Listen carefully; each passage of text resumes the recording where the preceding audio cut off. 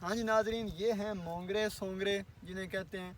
Runner beans भट्टी साहब, इसको English में रनर बीन्स कहते हैं। ये मेहताब शाह साहब चूँकि ज़रा इंग्लिश को भी जानते हैं तो ये रनर बीन्स कह रहे हैं जी इसे। जी रनर। तो इनका एक अलग ही ना कड़वा सा एक टेस्ट था, एक तलख सा, और तलखियाँ ही ज़िंदगी में जो है आपको सिखाती हैं। ये पालक है और मज़ीद ये है कि यहाँ पर भी शहद की मक्खियाँ रस चूस रही हैं। और यहाँ पे गोंगलू थे लेकिन वो अब बूढ़े हो चुके हैं, ये कुछ ख़त्म हो चुके हैं। जी ये मेरे हाथ में है।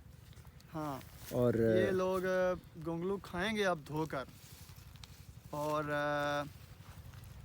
अच्छा, मैं दिखाता हूँ कि ये अरसलान और मेहताब अब गोंगलू जो हैं वो तलाश कर रहे हैं और मोंगरे सोंगरे के ये साथ खड़े हैं। लो जी, आखिरकार सनी को एक गोंगलू मिल गया है। और